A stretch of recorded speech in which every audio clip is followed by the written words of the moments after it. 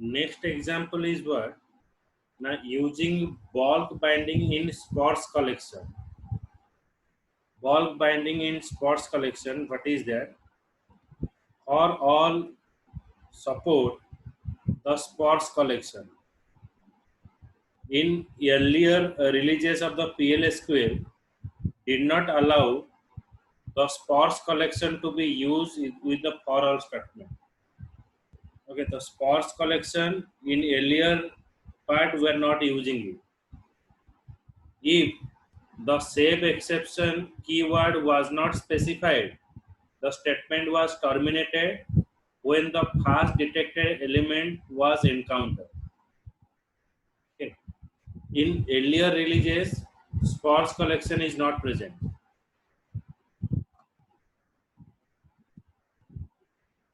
Just a minute.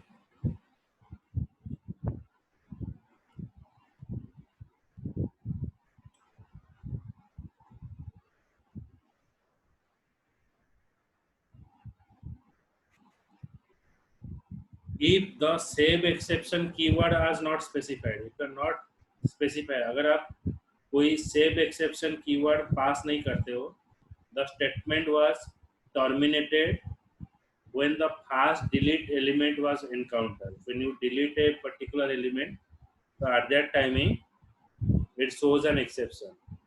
Even when the save exception was used, the PLSQL engine tried to iterate over all the elements.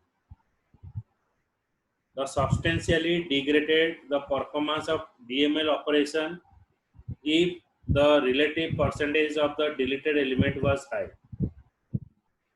This substantially degraded, ये degraded होता है, ये performance को degraded करता है of the DML operation if relative percentage of delete element was high. जब आप element को बार बार डिलीट करते हो वहां पर परफॉर्मेंस आपका लो होता है. Means you are every time specifying the wrong data or you are not sure about that what data that you want to insert. तो ये सब सिनेरियो में आपका यूज होता है, आपका क्या जो स्पॉट्स कलेक्शन यूज होता है. when you use the keyword indices, it is available in the Oracle database 11g and later. You can successfully loop over the sports collection with for all statement. This syntax binds the sports collection more efficiently, and it also supports more general approach where an index array can be specified to iterate over the collection. तो जो indices अगर हम use करेंगे तो जो भी element आप delete किए हो तो बल्क ऑफ एलिमेंट को रिट्राइव करके दिखाएगा by using a for all statement. Using sparse collection and index array in bulk operation improve the performance. Sir ये स्पार्स कलेक्शन क्या होता है? जब आप डाटा बार बार डिलीट करते हो, okay, so it is what reduces your performance. तो आप क्या डाटा आप डिलीट किए हो उसको रिट्राइव करने के लिए स्पार्स कलेक्शन यूज होता है. डिलीटेड डेटा को, हाँ, जहाँ पर आपका you are not sure about that which element you have to store, that is a constant. मतलब जो परमानेंट डेटा आपको पता नहीं चल रहा, तो उस समय पर आपका यूज होगा क्या, स्पार्स कलेक्शन यूज होता है.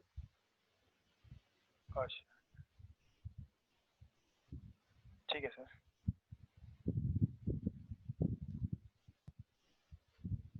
और एक भी कह सकते हैं इसको,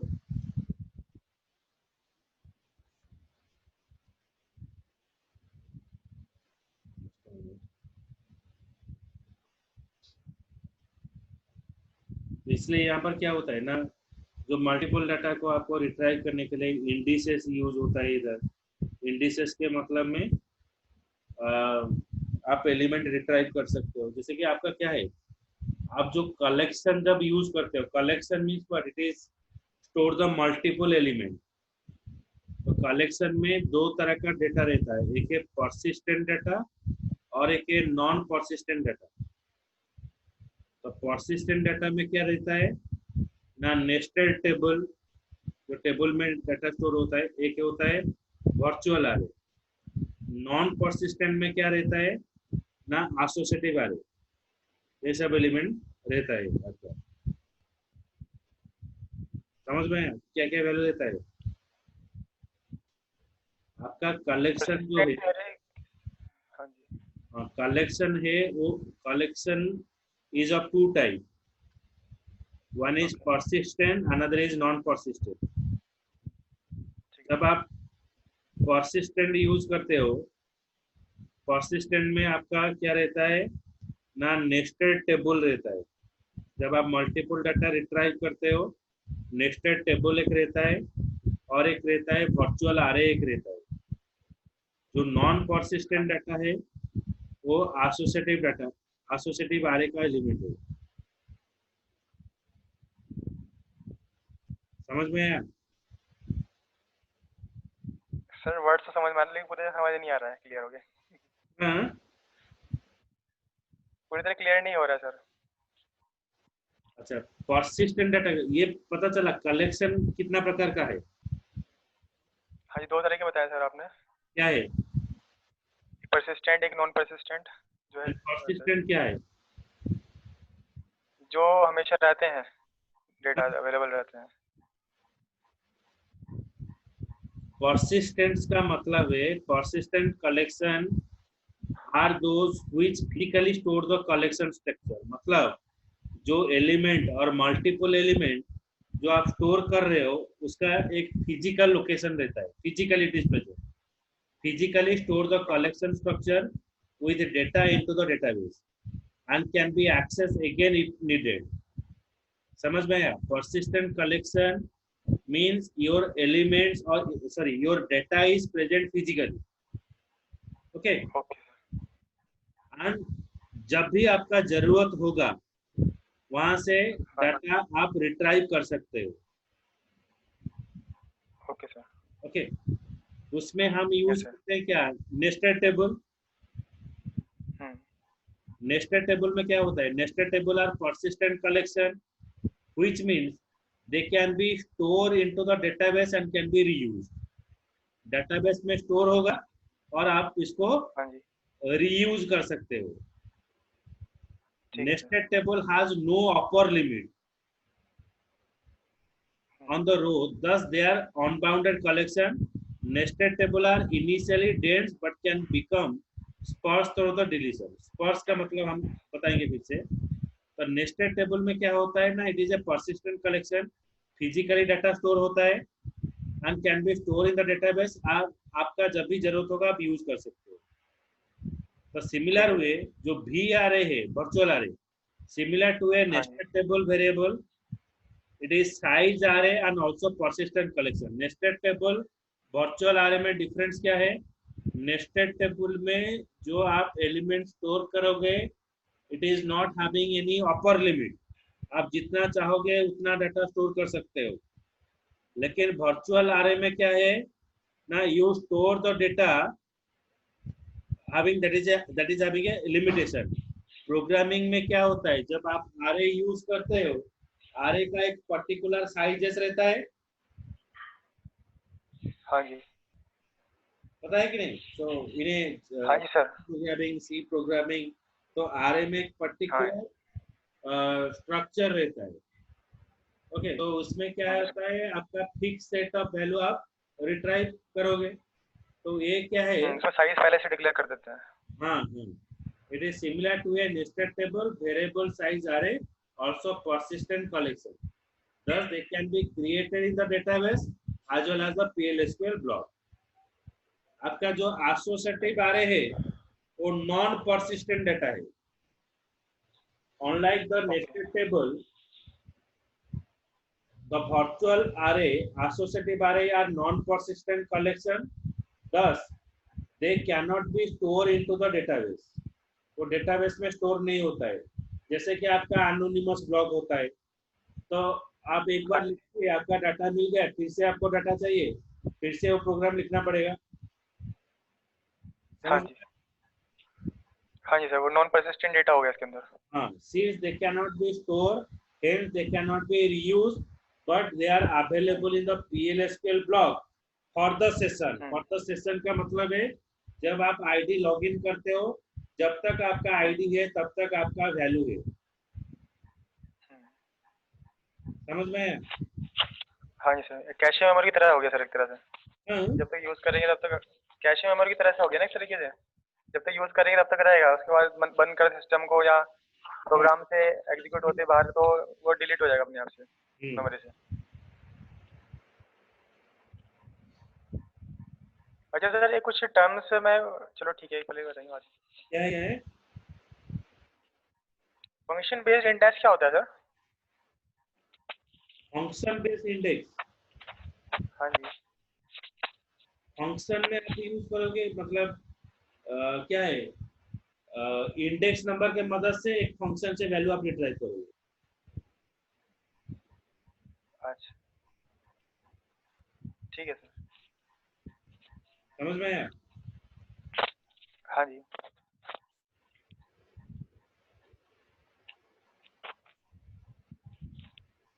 उसमें सर जब हम अभी वो पीछे पढ़ रहे थे डिटर्मिनिस्टिक क्लॉज अपने पढ़ाया था ना पहले, क्या है? अभी अपने डिटर्मिनिस्टिक क्लॉज पढ़ाया था ना अभी 2 दिन पहले की क्लास में। कौन सा बोलो तो?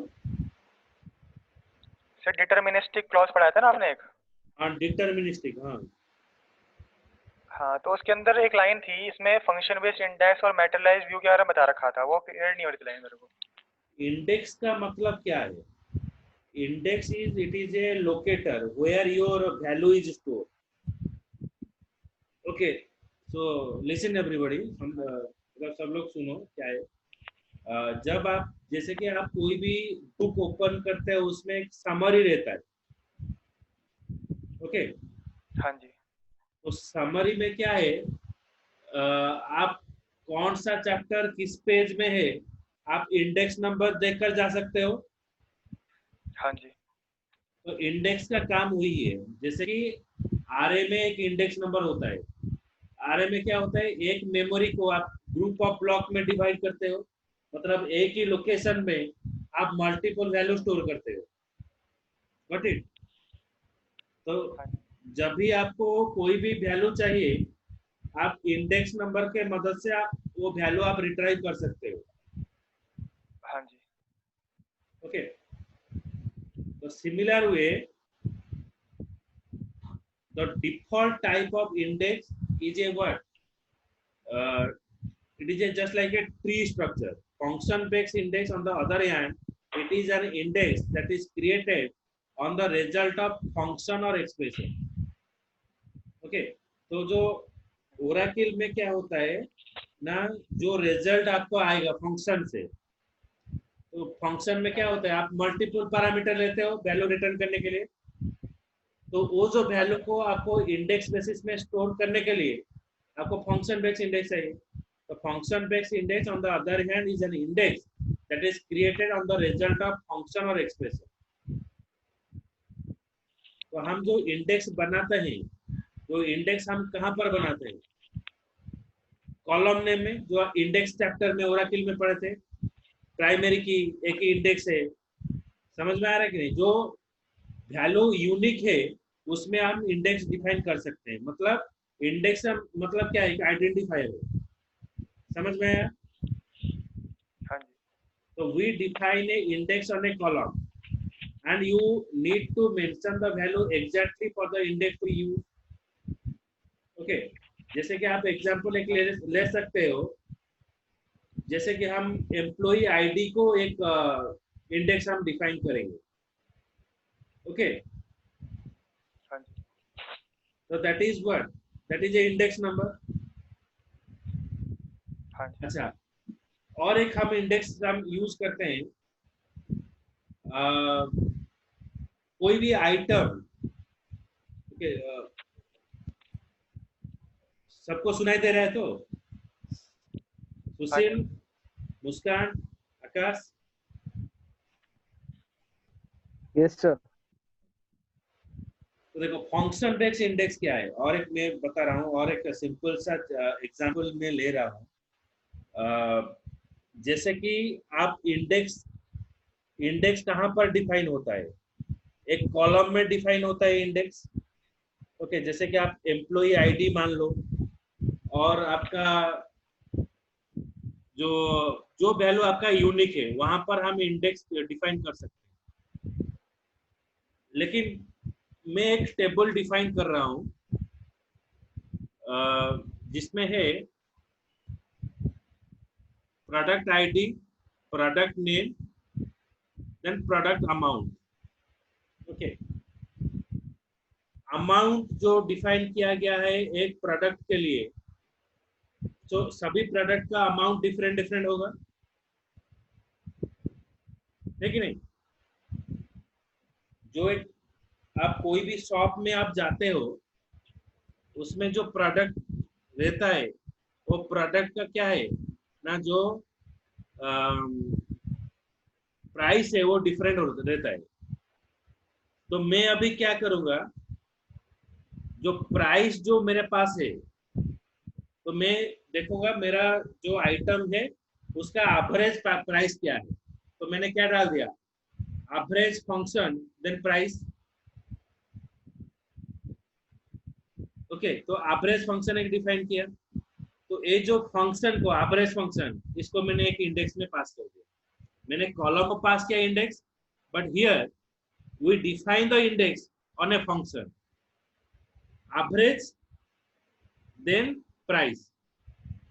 तो जो मल्टीपल प्राइस है कॉलम में, एक का होगा 104, सपोज एक का 225, एक का होगा 275, 500, 600, तो मैंने उसको एक एवरेज बना दिया।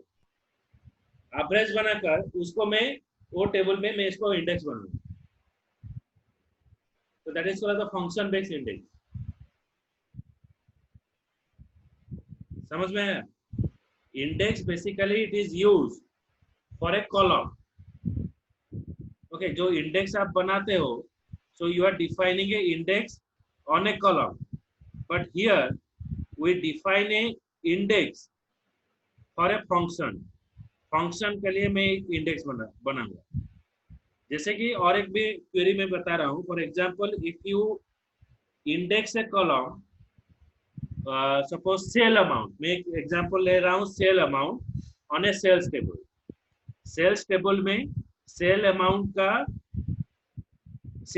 एक कॉलम है, तो I define the sale amount as a index. Okay, तो आई रिट्राइव द वैल्यू। मुझे सपोज एक सेल अमाउंट चाहिए, जो सेल अमाउंट है 104, जो सेल अमाउंट होगा 104, मैं 104 का सेल अमाउंट में रिट्राइव कर रहा हूँ। तो अभी मैं क्या करूंगा, however if you have some same index and run a query to say, अगर मुझे वो जो सेल अमाउंट है मैं उसको राउंड अप करूंगा। ओके, राउंड अप कैसे होगा? सपोज सेल अमाउंट जो आप पास कर रहे हो, एक सेल अमाउंट है 104.95, 102.15, 0.75। तो एक कस्टमर जब भी पे करेगा, सपोज एक आइटम मैंने खरीदा, okay, and that value is 104.75 पैसा। तो एक customer can not give if I पे इन ए कैश, तो how much payment I will give, मैं कितना रुपया दूंगा?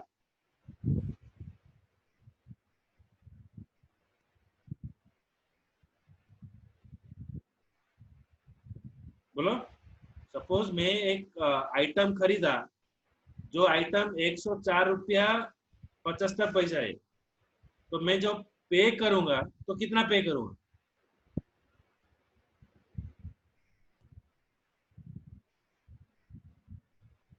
सुना ही नहीं दे रहा है। 105 रुपए सर। मुस्कान इज रिप्लाइंग, हाँ 105, 105 रुपया मैं पे करूंगा। तो मैंने क्या किया, 1075 को मैं क्या किया, राउंड अप किया। समझ में आया कि नहीं? तो राउंड क्या है, एक फंक्शन है। तो मैंने वो जो कॉलम मैं कॉलम चूज किया जिसमें एक प्राइस का कॉलम है प्राइस में सारा डिटेल है 104.75, 102.15, तो एक पूरा कॉलम को मैंने राउंड ऑफ कर दिया, फिर उसमें मैं इंडेक्स नंबर निकालूंगा, वही कॉलम को मैं इंडेक्स डिफाइन कर दिया, तो ये क्या हो गया, फंक्शन बेस्ड इंडेक्स।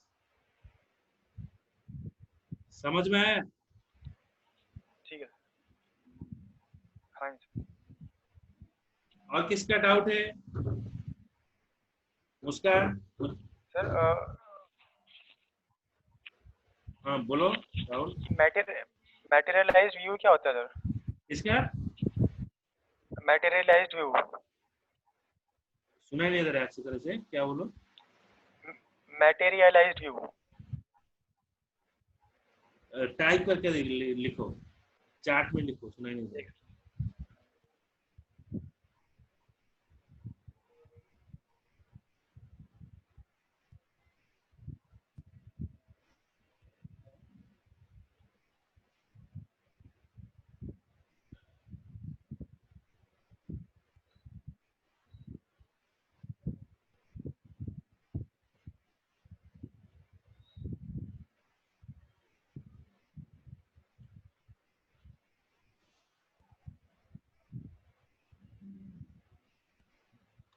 मैटेरियलाइज व्यू मतलब व्यू का सबसेट है।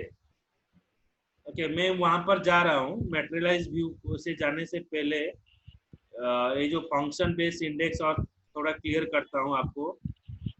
तो जो फंक्शन बेस्ड इंडेक्स है, why should you use the function based index? मैं फंक्शन बेस्ड इंडेक्स क्यों यूज करूंगा? The reason to create a function-based index on a column is to improve the performance of a query. एक query का performance को improve करने के लिए मैं फंक्शन बेस्ड इंडेक्स यूज करूंगा। जब मैं जो प्राइस कॉलम जो है उसको अगर मैं इंडेक्स बनाता हूं तो I am not creating a index, क्योंकि 10.75 और किसी का प्राइस भी होगा 106.75, तो पॉइंट वैल्यू को लेकर मैं इंडेक्स अगर बनाना चाहता हूं तो नहीं हो पाए। तो इसलिए मैं क्या करूंगा, मेरा जो परफॉर्मेंस को बेटर करने के लिए क्वेरी का मैं यूज करूंगा function based index. If you have a query or many query that uses a function or expression in them and you would like to improve the performance, a function based index might to improve that, like every performance tactic। तो जब भी आपको क्या चाहिए ना, इस तरह से कोई पॉइंट का वैल्यू हो गया, जैसे कि मैंने एग्जांपल दिया, जो पॉइंट वैल्यू को राउंड ऑफ करने के लिए वहां पर फंक्शन बेस्ड इंडेक्स यूज करूंगा, तो वहां पर राउंड करके फिर से इंडेक्स में अप्लाई करूंगा तो मेरा परफॉर्मेंस बेटर हो जाएगा। क्लियर?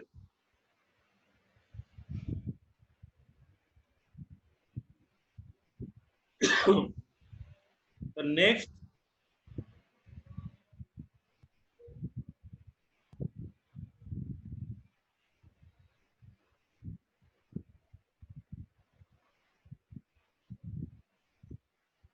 क्वेश्चन क्या था? Materialize view. Yes sir. Materialize view क्या होता है ना, एक ओरेकल डेटाबेस का ऑब्जेक्ट होता है, जैसे कि आपका टेबल हो गया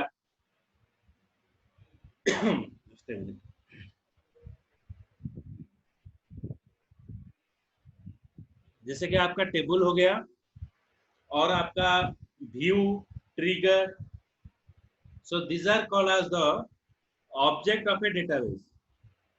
okay, so object of a database means it is a table, it may be a sequence, it may be a view। okay, the materialized view is also a object of Oracle server। okay, so this view is a database object and contain the result of a query। view का मतलब क्या है? it is a subset of table. मतलब आप जो joining statement use करते हो Oracle में, when you are using a joining statement, you are retrieve the data from multiple table, inner join, outer join. तो ये सब यूज करके मैं एक बहुत बड़ा क्वेरी में लिखकर डाटा को मैं शो कर रहा हूँ। तो ये जो डाटा है आपको फिर से लिखना पड़ेगा, जब आपको वही 3-4 टेबल से आपको डाटा चाहिए फिर से लिखना पड़ेगा। तो बार बार हम नहीं लिखकर हम एक व्यू में स्टोर कर दें। तो जब भी मेरा जरूरत होगा मल्टीपल टेबल से डाटा रिट्राइव करने के लिए, मैं वो व्यू को एग्जीक्यूट करूंगा और मेरा डाटा मिल जाएगा। तो it is A subset of your view. तो व्यू का sorry subset of your table. तो मल्टीपल टेबल का डाटा लेकर और व्यू में वो स्टोर करेगा। ओके, तो materialized view is also like that. It is a database object. It contains the local copy of data located remotely, or it is used to create a summary of table based upon the aggregation of table data. Materialized view which store the data based upon the remote table are also known as snapshot. Okay, जैसे कि क्या होता है, मैं बोल रहा हूँ क्या हो ना, you have to take the snapshot. आप इसका फोटो उठा लो। I am not giving you copy, but I am giving you the snap of that data, means copy of the data. Okay, so it is a copy of your information. जो आपका table का जो information है, is just a copy, that is a materialized view. समझ में आया?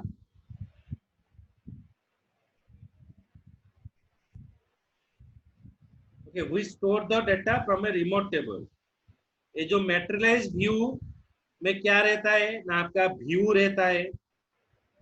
Okay, सो अगर आपका मल्टीपल व्यू में आपका डाटा है, मैंने 4 व्यू बनाए।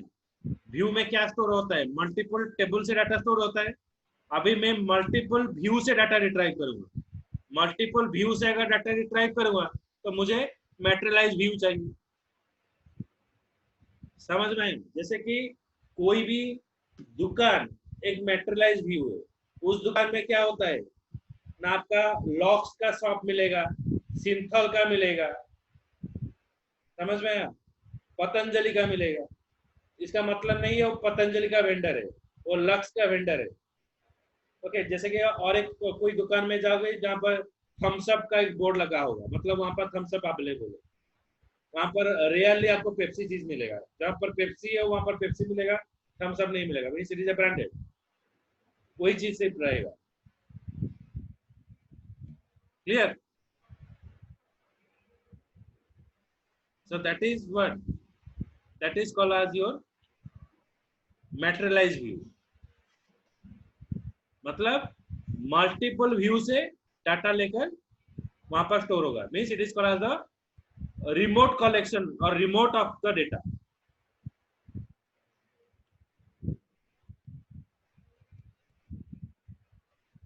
क्लियर हुआ? Yes sir. Sushil? Yes, sir. आकाश?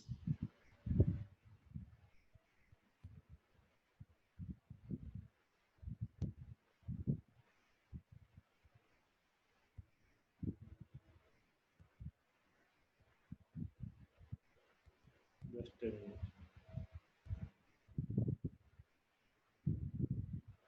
Okay.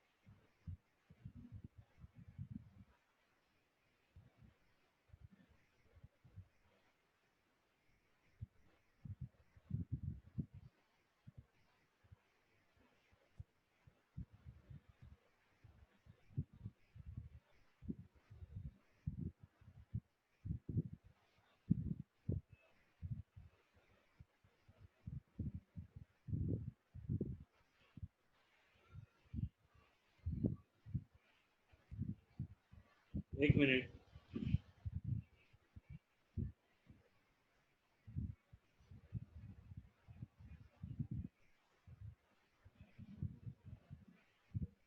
का yes sir. Now sparse collection क्या है? कलेक्शन तो है, अभी स्पर्श कलेक्शन क्या है?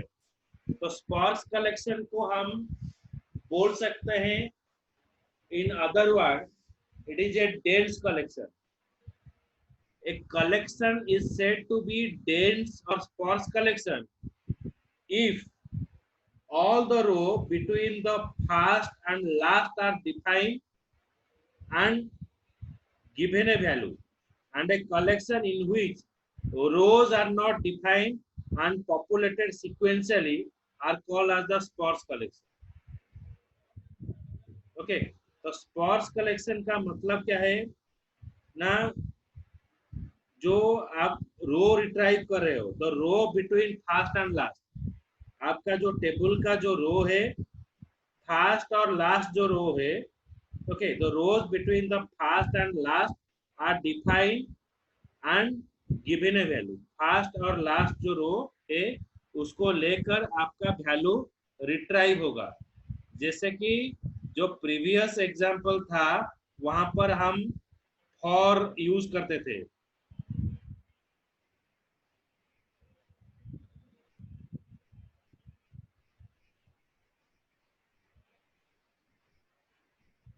जो कलेक्ट इनटू में क्या होता था?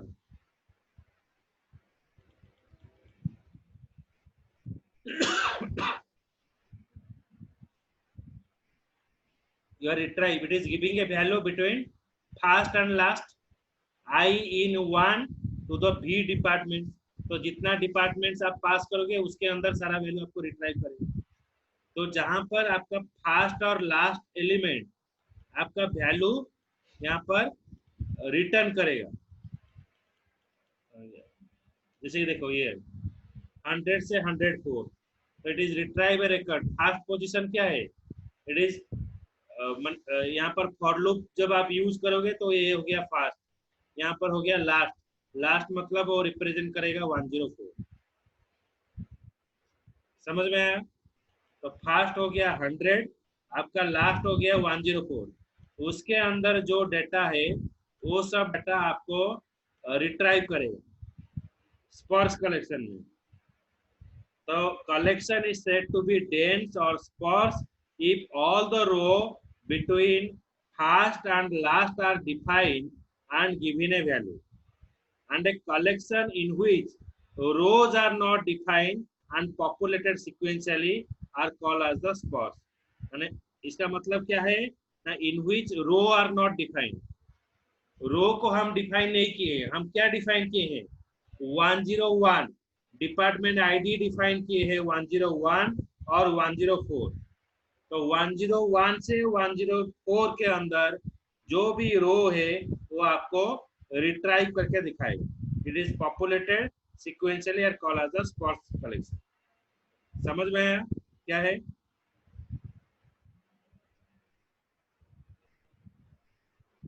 रो डिफाइन नहीं होगा, लेकिन जो वैल्यू है वो आपका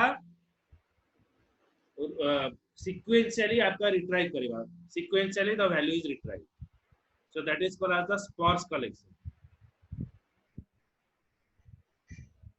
In earlier, PLSQL did not allow the sparse collection to be used in for all statement. If the save exception keyword was not specified, the statement was terminated when the first deleted element is one encountered. Okay, आप जो element retrieve कर रहे हो कैसे retrieve कर रहे हो? First और लास्ट पोजीशन देकर रिट्राइव कर रहे हो, 101 से लेकर 104। तो यहाँ पर अगर आपका 101 ही डिलीट हो जाएगा तो आपका वैल्यू कैसे रिट्राइव करेगा? नहीं रिट्राइव करेगा। ओके, तो हम एक रेंज दे रहे हैं और रेंज के अंदर जो वैल्यू है वहां से आपका वैल्यू रिट्राइव हो रहा है। समझ में आया? Okay, we are not defining row, but it is retrieve the collection of data. It is a dense data, we can also say. Clear? Sparse collection.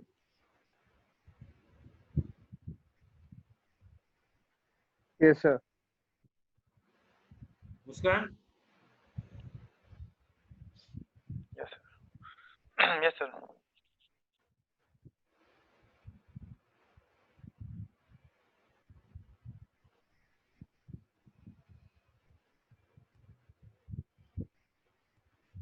Okay. Sir इसमें जैसे आपने बताया कि सीक्वेंस में ले लेता है डेटा को क्या है? डेंस कलेक्शन है, जैसे आपने एक एग्जांपल दिया 101 वाला जो था, अभी एग्जांपल दे रहे थे आप, हाँ तो मतलब इसमें सीक्वेंस में लेगा ना डेटा को ये हाँ, स्पार्स कलेक्शन में। सीक्वेंस में दिखाएगा।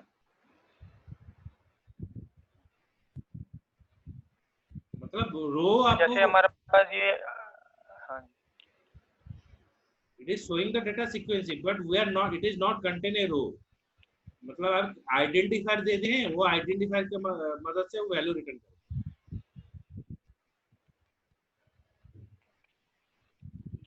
ओके ठीक है sir. Okay, so next class में ये प्रैक्टिकल हम देखेंगे, बॉल बाइंडिंग।